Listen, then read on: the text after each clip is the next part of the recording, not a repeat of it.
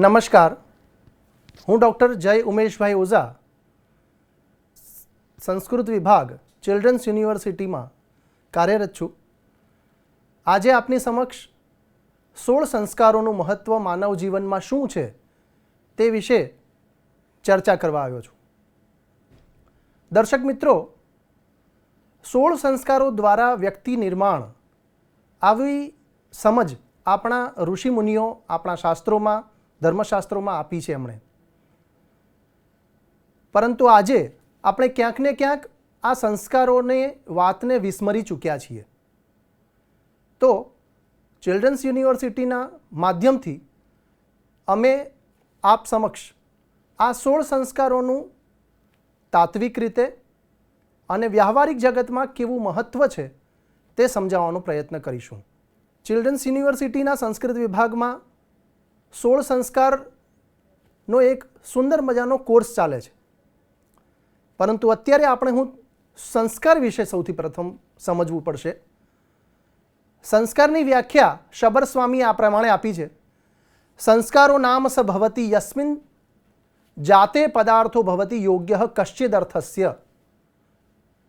સંસ્કાર એ છે કે જેનાથી કોઈ પદાર્થ અથવા વ્યક્તિ કોઈ કાર્ય કરવા માટે યોગ્ય બને છે. કોઈ પણ પદાર્થ ઉપર સંસ્કાર થાય ત્યારબાદ એ ઉપયોગ કરવા લાયક બને છે.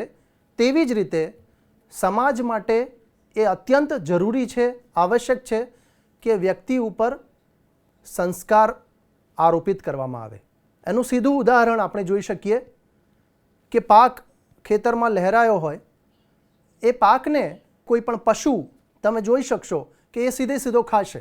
એની અંદરથી કોઈ પણ પ્રકારની બીજી પ્રોસેસ કર્યા વગર એ ઘઉં કે ચોખાનો પાક એ ઊભા ખાઈ શકશે.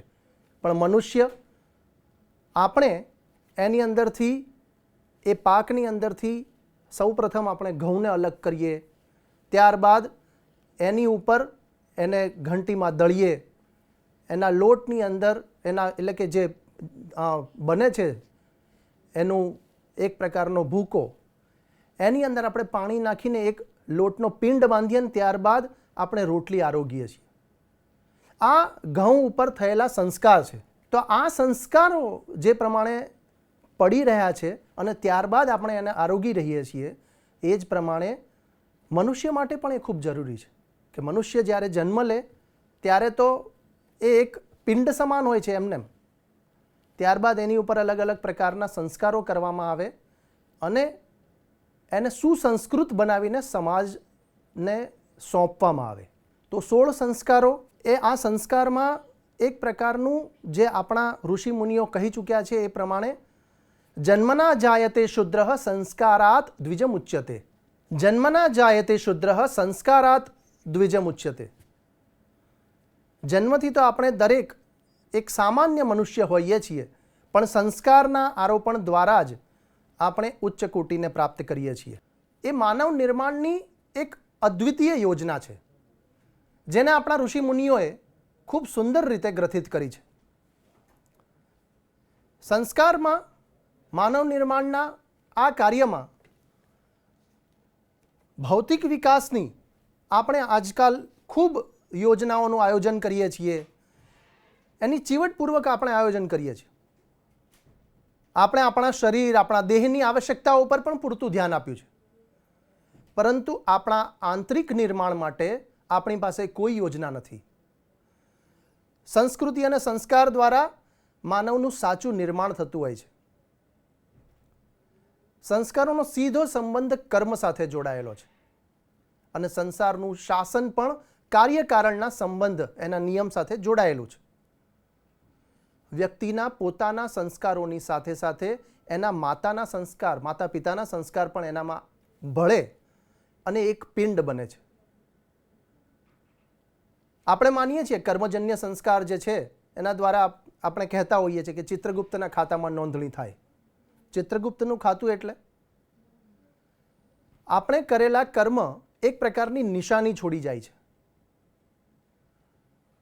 મનોવિજ્ઞાની પર્સી નન એક શિક્ષણવિદ પણ હતા. એમણે આની માટે એક નેમે એવો શબ્દ પ્રયોગ કર્યો છે. નેમેનો અર્થ થાય છે મસ્તિષ્કમાં પડેલી રેખાઓના સંચયની શક્તિ. બજારમાં ચાલતા ચાલતા એક મિત્ર ઉપર નજર પડતા જ આપણે એને ઓળખી લઈએ, એને આપણે એક સ્મૃતિ કહીએ તેના કરતાં નેમે કહેવું વધુ ઉચિત રહેશે.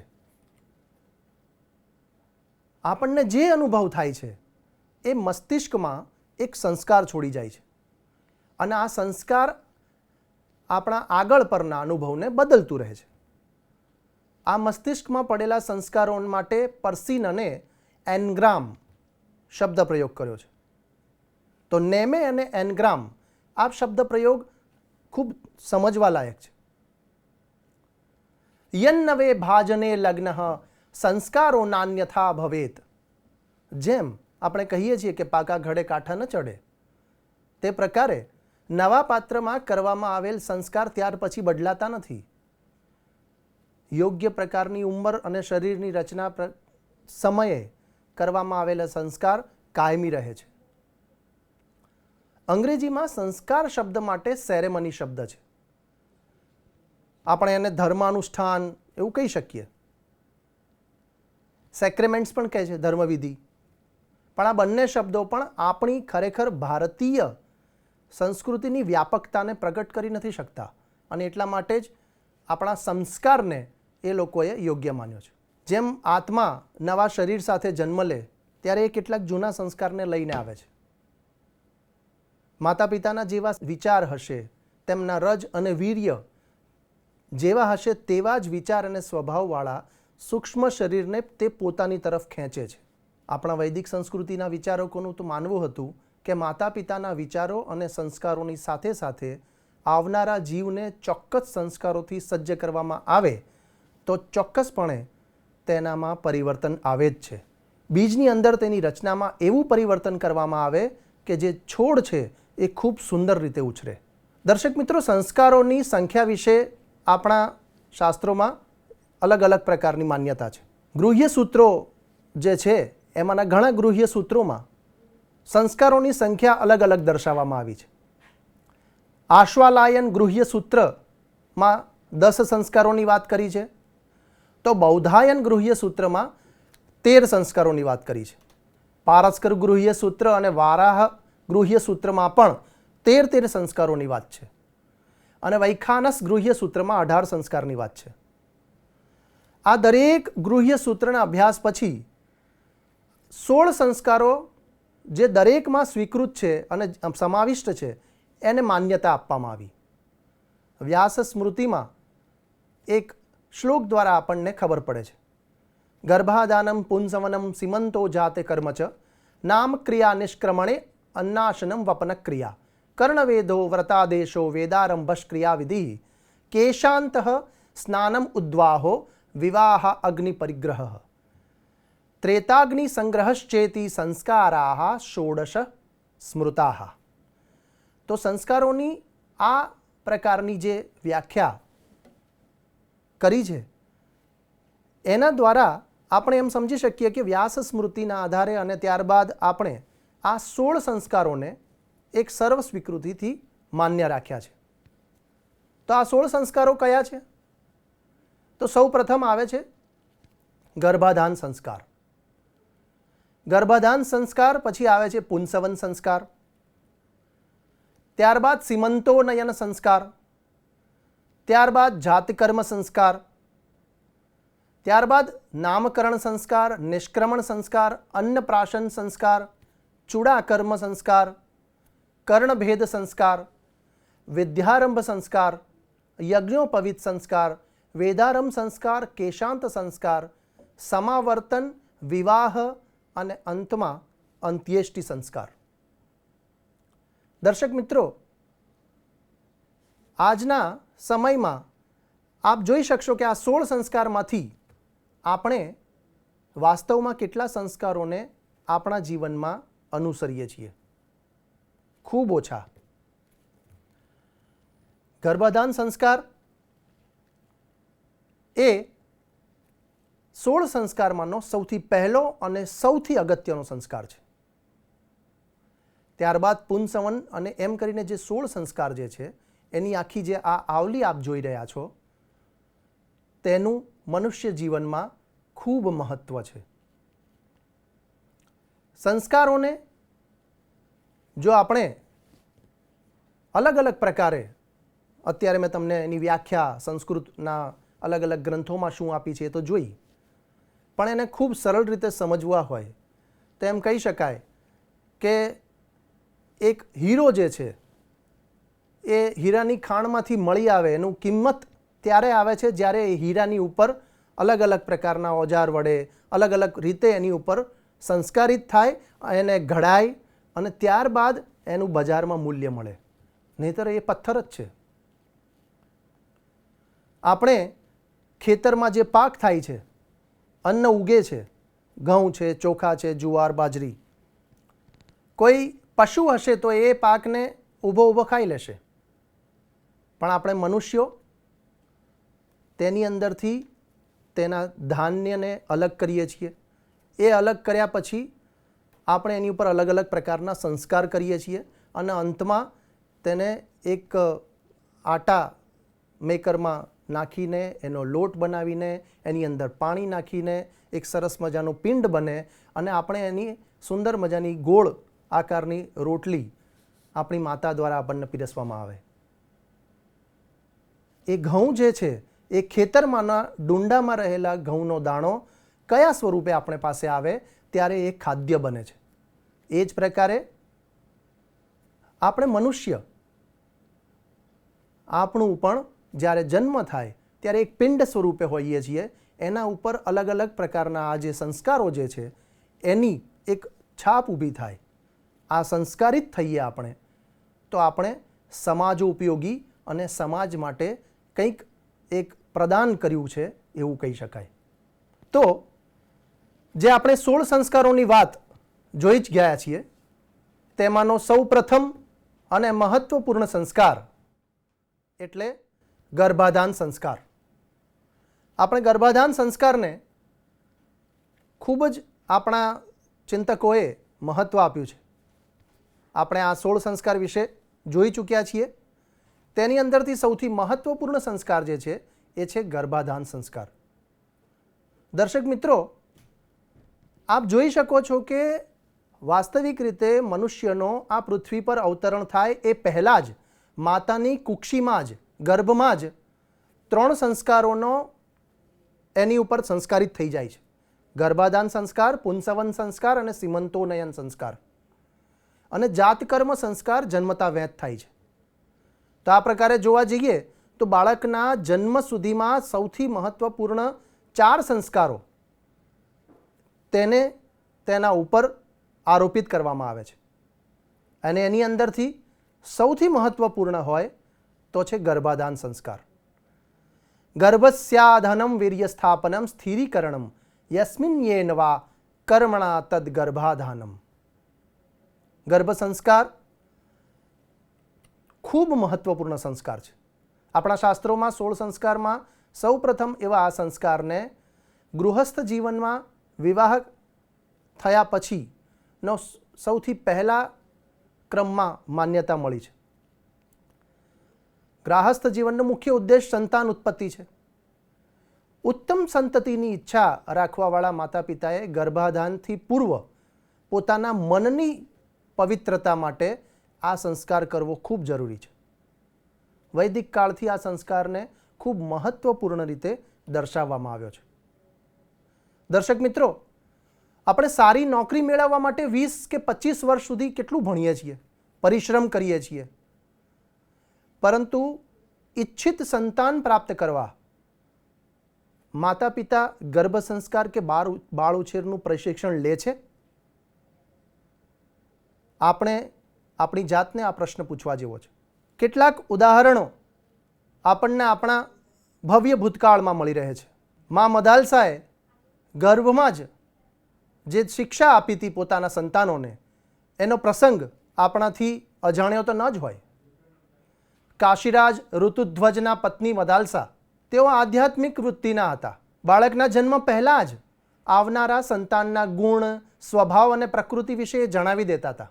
એમના પ્રથમ 3 સંતાન વિક્રાંત, સુબાહુ અને શત્રુમર્દન સંન્યાસી બની ગયા. કારણ કે એમની માતા મદાલસા જે છે એમની વૃત્તિ આધ્યાત્મિક હતી. આખરે ઋતુધ્વજ મદાલસાના પતિ અને કાશીના રાજા, તેમને એના રાજ્યની, એના વારસની ચિંતા થઈ. રાજકાજ સંભાળી શકે તેવા પુત્રની એમણે માંગણી કરી. ત્યારે મદાલસાએ ગર્ભાધાન વખતે રાજાના ગુણ અને સ્વભાવનું ચિંતન કરીને પુત્રને જન્મ આપ્યો. આ પુત્ર એટલે અલર્ક, કે જેમણે પોતાના પિતાનો વારસો જાળવી રાખ્યો, રાજ્ય સંભાળ્યું. માતૃશક્તિ અને ગર્ભ સંસ્કારની અસરનું શ્રેષ્ઠ ઉદાહરણ એટલે મદાલસા. માતા જે ધારે તે કરી શકે છે. યાદૃશેન હિ ભાવેન યોનૌ શુક્રમ સમુત્સર્જેત તાદૃશેન હિ ભાવેન સંતાનમ સંભવેત દિતિ. નારદ પુરાણમાં કહેવાયું છે. સુશ્રુત સંહિતા, નારદ પુરાણ, મત્સ્ય પુરાણ, આ આપણા જે આર્ષ ગ્રંથો જે છે, આપણા શાસ્ત્રીય ગ્રંથો છે, તેની અંદર ગર્ભાધાનનો વિશેષ મહિમા છે. આહારાચાર ચેષ્ટા ચેષ્ટાભિર્યાદૃશોભિ સમન્વિતો સ્ત્રીમ પુંસો સમૂયે સમુપેયાતામ તયોઃ પુતોપી દાદૃશઃ. અર્થાત સ્ત્રી અને પુરુષ જેવો આહાર અને વ્યવહાર, ચેષ્ટા પરસ્પર સમાગમ કરે, એનો પુત્ર, એનો સંતાન પણ તેવી જ પ્રકારની વૃત્તિવાળો જન્મે છે. તો ગર્ભાધાન આપણા 16 સંસ્કારોનો જે મહત્વપૂર્ણ સંસ્કાર છે, તેની માટે પુરુષ અને સ્ત્રી એમની સજ્જતા ખૂબ જરૂરી છે. અગાઉ કહ્યું તેમ આપણે એક ટાંકણીથી માંડીને કાર કે ફ્રીજ જેવી ભૌતિક સુવિધા માટે કોઈ પણ વસ્તુ જોઈતી હોય તો આપણે કેટલી ચોકસાઈ કરીએ છીએ. આપણે ખૂબ એની પાછળનું સંશોધન કરીએ અને ત્યારબાદ જ કોઈ પણ વસ્તુ નવી ઘરમાં લાવીએ છીએ. તો આ પ્રકારની ચોકસાઈ, આ પ્રકારનું સંશોધન, આ પ્રકારનો અભ્યાસ આવનાર બાળક માટે શા માટે નહીં? આ એક ચિંતનીય વિષય છે. ગર્ભાધાન સંસ્કાર દ્વારા ઉત્તમ સંતાન મળી શકે તેનું મદાલસાના ઉદાહરણ દ્વારા આપણે જોયું. તો મદાલસાના ઉદાહરણ દ્વારા આપણને ધ્યાનમાં આવે છે કે માતા જેવું વિચારે છે તેવા સંતાનને જન્મ આપી શકે છે. સુભદ્રા અને અભિમન્યુનું ઉદાહરણ. સુભદ્રાના કુક્ષીમાં રહેલા અભિમન્યુએ જે શ્રી કૃષ્ણ દ્વારા કહેવાયેલી કથા દ્વારા ચક્રવ્યૂહના 6 કોઠાને પાર કરવાનું જ્ઞાન માત્ર એના ગર્ભમાં જ પ્રાપ્ત કરી લીધું હતું. આ ઉપરાંત બીજી એક કથા છે કે કેટલી બધી ગર્ભિણી સ્ત્રીએ પોતાના ગર્ભ દરમિયાન, એ 9 માસની યાત્રા દરમિયાન કેવું ધ્યાન રાખવાનું હોય છે, એની માટે એક જે વાત છે એ આપણા મત્સ્ય પુરાણમાં છે. મત્સ્ય પુરાણમાં એક કથા આવે છે, જ્યારે અસુર અને દેવના એક ખૂબ જ જબરજસ્ત લડાઈમાં, યુદ્ધમાં દિતિના પુત્રો હણાઈ જાય છે. અને દિતિના પુત્રો હણાઈ જવાના કારણે એ ખૂબ જ એકદમ વ્યાકુળ હોય છે, દુઃખી હોય છે. એ સમયે તેઓ ઋષિને પ્રાર્થના કરે છે કે મને એક એવા સંતાનની પ્રાપ્તિ થાય જેથી કરીને મારા પુત્રોના સંહારક એને કોઈને કોઈ સજા મળે. સ્વાભાવિક રીતે જ સંહારક એટલે દેવ અને દેવોનો રાજા ઇન્દ્ર. એને ચિંતા પેઠે કે હવે શું થશે. ત્યારબાદ એ ઋષિ દિતિને ગર્ભાવસ્થા દરમિયાન કઈ પ્રકારના કયા નિયમોનું પાલન કરવું એની એક સરસ મજાની યાદી બતાવે છે. આ મત્સ્ય પુરાણમાં છે. અને દિતિએ દરેક જે આજ્ઞા એમને ઋષિ આપી હતી એ આજ્ઞાનું પાલન કરતાં કરતાં એમનો એ પ્રસવકાળ નજીક ના આવે ત્યાં સુધી એનું યાપન કરે છે. એક વખત એમની ચૂક થઈ જાય છે અને બપોરના સમયે તેઓને નિદ્રા આવી જાય છે.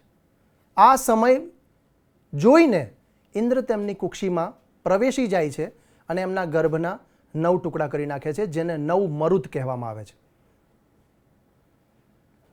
તો પણ એ 9 મરુતો ખૂબ જ ઉર્જાવાન પેદા થયા, પરંતુ તેઓ જે પ્રકારની ઈચ્છા રાખતા હતા તેવું સંતાન દિતિ ઉત્પન્ન ન કરી શક્યા. અને આ વિષય ઘર સુધી જવો જોઈએ. 16 સંસ્કારોની અંદર ગર્ભાધાનનું કેટલું મહત્ત્વ છે તે વિષયને ચિલ્ડ્રન્સ યુનિવર્સિટી ખૂબ સારી રીતે જાણે છે અને માટે જ ચિલ્ડ્રન્સ યુનિવર્સિટીની અંદર તપોવન પ્રકલ્પ ચાલી રહ્યો છે. આ તપોવન કેન્દ્રમાં 280 દિવસની કાર્યશાળામાં તેમને શ્રેષ્ઠ સંતાન પ્રાપ્ત કરવા માટેનું એક પ્રકારનું કહી શકાય કે એક ભાથું પીરસવામાં આવે છે. કારણ કે સુધારો જે છે એ બીજમાં થાય, વૃક્ષમાં નહીં. તપોવન કેન્દ્રમાં સગર્ભા બહેનોને દિવ્ય સંતાન પ્રાપ્ત કરવા માટેનું માર્ગદર્શન કેન્દ્ર છે. ગર્ભસ્થ શિશુ તથા સગર્ભા બહેનોના શારીરિક, માનસિક, બૌદ્ધિક અને ભાવાત્મક વિકાસ માટેનું ઉત્તમ સ્થાન એટલે તપોવન કેન્દ્ર છે. ગર્ભ વિજ્ઞાન અને ગર્ભ સંસ્કારનો શાસ્ત્રીય અભ્યાસ અને એનું અમલીકરણ કરવાનું કેન્દ્ર છે. 280 દિવસની પાઠશાળા જેમાં યોગ, ધ્યાન, ગર્ભ સંવાદ, ગીત, સંગીત, સદવાંચન વગેરે પ્રવૃત્તિઓનો સમાવેશ છે. તેમની દિનચર્યા, આહાર, વિહાર, વિચાર એની સમજણ આપતું કેન્દ્ર એટલે તપોવન કેન્દ્ર. નવપરિણીત યુગલોને દિવ્ય સંતાન પ્રાપ્તિનું આયોજન અને કેવી રીતે કરવું તે સમજાવવાનું સલાહ કેન્દ્ર છે. પ્રાચીન જ્ઞાન અને અર્વાચીન વિજ્ઞાનનો સમન્વય કરીને સુપ્રજનન શાસ્ત્રનું વ્યાવહારિક માર્ગદર્શન આપતું કેન્દ્ર એટલે ચિલ્ડ્રન્સ યુનિવર્સિટીનું તપોવન કેન્દ્ર છે. અત્યારની આ કોરોનાની સ્થિતિને ધ્યાનમાં રાખતા તપોવન કેન્દ્ર ઓનલાઈન ચાલી રહ્યું છે. ત્યારબાદ તપોવન કેન્દ્ર અને શિશુ પરામર્શન કેન્દ્ર બાળકના ગર્ભમાં એક પ્રકારનો ઉત્તમ વિકાસ થાય, ત્યારબાદ એનો જન્મ થાય અને જન્મ પછી પણ એમણે માતા પિતાએ બાળક સાથે કેવા પ્રકારનો વ્યવહાર કરવો જોઈએ તેનું માર્ગદર્શન, તેનું પરામર્શન આપતું કેન્દ્ર એ શિશુ પરામર્શન કેન્દ્ર છે. ચિલ્ડ્રન્સ યુનિવર્સિટીના આ કેન્દ્રનો અને તેની મુલાકાત લેવા માટે આપ સૌને અમે આવકારીએ છીએ. તપોવન કેન્દ્ર ગુજરાતના અલગ અલગ જિલ્લાઓમાં ચાલે છે. આપ અમારી ચિલ્ડ્રન્સ યુનિવર્સિટીની વેબસાઇટ દ્વારા જે પણ તમારી નજીકનું આ કેન્દ્ર હોય ત્યાં જઈ અને આ લાભ મેળવી શકો છો. ચિલ્ડ્રન્સ યુનિવર્સિટીના તપોવન કેન્દ્રની 280 દિવસની પાઠશાળા, રોજની 2.5 કલાકની પ્રવૃત્તિઓનું આયોજન અને મેં તમને કહ્યું એ પ્રમાણે બાળકના જન્મ પછી 3 વર્ષ સુધીના બાળકોની માતા માટે પણ રોજની 1.5 કલાકની પ્રવૃત્તિઓનું આયોજન એટલે શિશુ પરામર્શન કેન્દ્ર. આપ સૌને ખાસ વિનંતી છે કે આપ આની અંદર જોડાઓ અને આપણે આ ભારત દેશને તેજસ્વી માતા, તેના દ્વારા તેજસ્વી બાળક અને જો તેજસ્વી બાળક જન્મશે તો આપણું ભારત તેજસ્વી બનશે. તો આપ સૌને અમારી એ હાકલ છે, અમારું આહ્વાન છે કે આપ આવો, ચિલ્ડ્રન્સ યુનિવર્સિટીને જાણો, ચિલ્ડ્રન્સ યુનિવર્સિટીની મુલાકાત લો અને તેની અંદર ચાલતા આ તપોવન કેન્દ્રને, તપોવન પ્રકલ્પને સમજીને તેનો મહત્તમ લાભ આપના પરિવારને અને આપણા સમાજને મળે તે હેતુથી જે અમે કાર્યરત છે તે અમારી યોજનાને જાણો અને સમજો અને જેનાથી કે આપણે આ ભારતને તેજસ્વી બનાવી શકીશું. તો અમારા આ યજ્ઞમાં આહુતિ આપવા આપ સૌને આમંત્રણ છે. નમસ્કાર. મળીશું આવતા અંકમાં બીજા સંસ્કારના છણાવટ સાથે.